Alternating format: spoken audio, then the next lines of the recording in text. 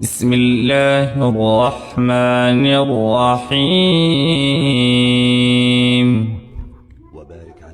ሌላ ጥቅስ ልስጥ። አሁን ቁርአን 5:45 አንብቡልኝ።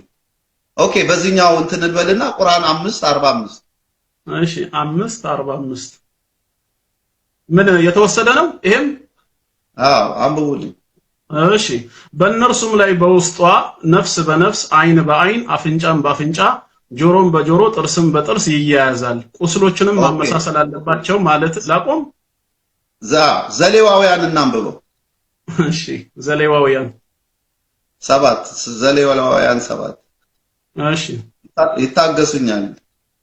እሺ ቁጥር እቺ እንትና እንትን እያለች ነው። ዘሌዋውያን 7 ከ3 እስከ 6 እሺ ሰቡንም ሁሉ ላቱንም የሆድ ዕቃውንም የሚሸፍነውንም ቁጥሩ ግን ትክክል ነው።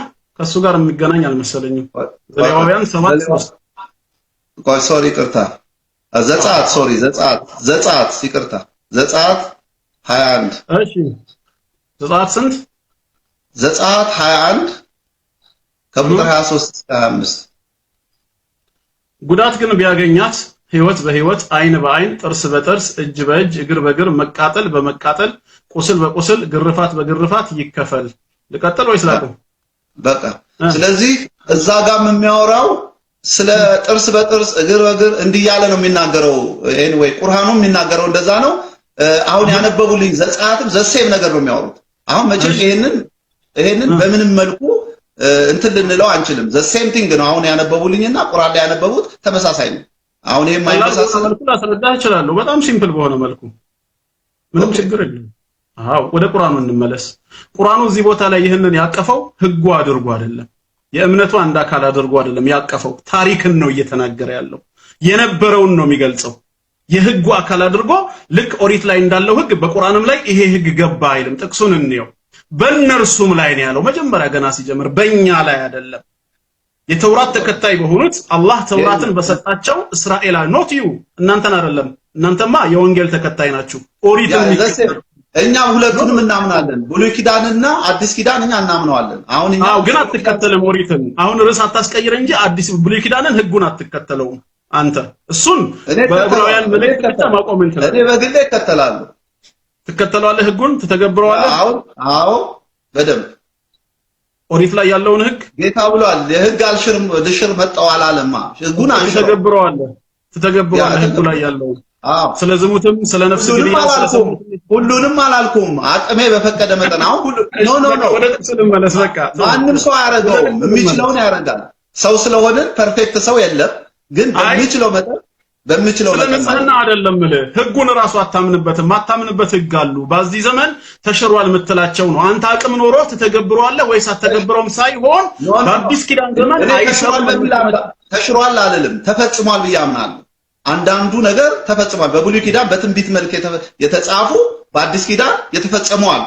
በትንቢት መልክ እግዚአብሔር ይሆናል ብሎ ያላቸው የተፈጸመ።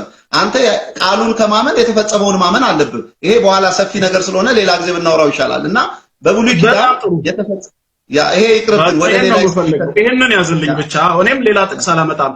የተፈጸሙ አሉ። ህጉን ነው አምነህ የምትቀበለው እንጂ ተግባሩን አይደለም። ተግባሩ ተፈጽሟል አይደል? አሁን የጠቀስከው ቁርአን ይሄንን እየተናገረ ነው። አስተውል።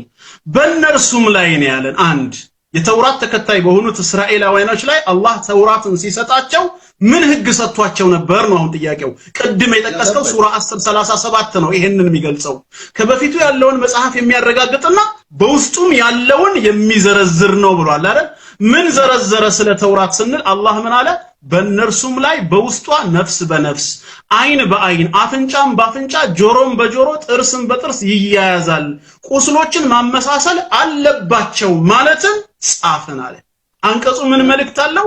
አላህ ለሙሳ በሰጠው ተውራት ውስጥ ወሰን አልፎ የሰውን አይን ያጠፋ አይኑ እንዲጠፋ፣ ጥርስ ያወለቀ ጥርሱ እንዲወልቅ፣ እንደዚሁ ደግሞ አፍንጫን የጎዳ አፍንጫው እንዲጎዳ፣ የገደለ እንዲገደል፣ በጥቅሉ ወሰን ባለፈው ወንጀል ልክ እሱም ላይ ወሰን መታለፍ እንዳለበት ጽፈን ነበር ነው ያለው አላህ ማለት ነው። እንዳልከው ደግሞ አንተ ወሰድከንና ይሄው የተጻፈው ብለህ ዘጸአት ላይ ያሳየህን አይደል? ስለዚህ አንድ ለቅዱስ ቁርአን ምስክር ሆንክ ማለት ነው። ቅዱስ ቁርአን የተናገረው ነገር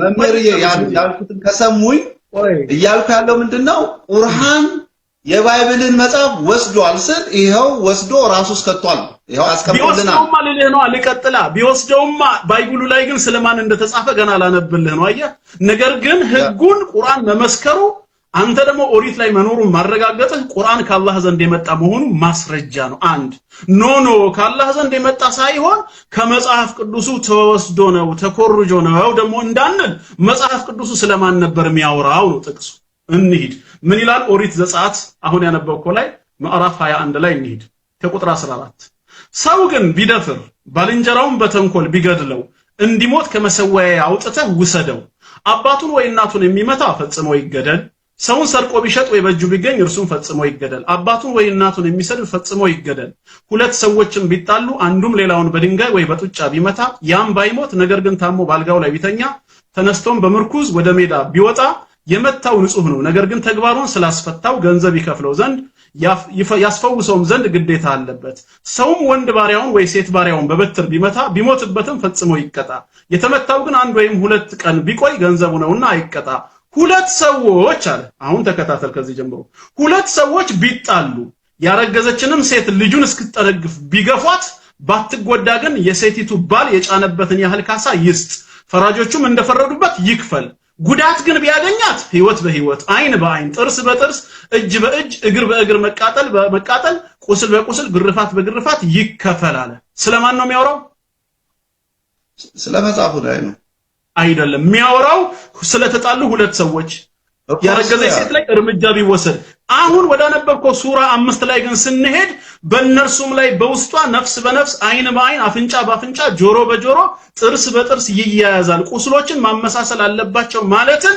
ጻፍን ብሎ ጀነራል ህግ ነው የሚናገረው እንጂ ስላረገዘች ሴት ጉዳይ አንስቶ ስለተጣሉ ሰዎች ጉዳይ አንስቶ አይደለም አጠቃላይ በተውራት ውስጥ ያለው ህግ ወሰን አልፎ በሰው ድንበር ላይ ወሰን በማለት አደጋ ያደረሰ ሰው እሱም ባደረገው በወሰደው እርምጃ መሰረት ይወሰድበት ነው ከሁለት ሰዎች መጣላት ወይም ከርጉዝ ሴት ጋር አገናኝቶ አይደለም ቀጠለና ደግሞ ቁርአኑ ምን አለ አሁን ቅድም ያስቆምከኝ በርሱም የመጸወተ ሰው ደግሞ ለርሱም ለሰራው ኃጢያት ማስተሰረያም ነው አዲሽናሊ ግዴታ ደግሞ ሂድና ተበቀል አይደለም የመጸወተ ማለት ይቅር ያለ ማለት ነው ተበድሎ ሳለ ይቅር ላለ ሰው ለኃጢያቱ ማስተሰረያም ነው ስለዚህ ተውራት ምንን ያስተምር ነበር ብሎ ነው ቁርአን እዚህ ቦታ ላይ የሚናገረው አንደኛ ወሰን አልፎ ድንበር ጥሶ በሰው ላይ አደጋ ያደረሰ ሰው እሱም ባደረሰው አደጋ ልክ ራሱ ላይ እንዲደርስበት ይቅር በያለው ለጌታዬ ካለ ደግሞ ኃጢያቱ ማስተሰረያ ነው አለ ይሄኛውን ግን አሁን ያልከው ዘጸአት ላይ አናገኘው ካላገኘ ነው አሁንም ቅዱስ ቁርአን ከአላህ ዘንድ የመጣ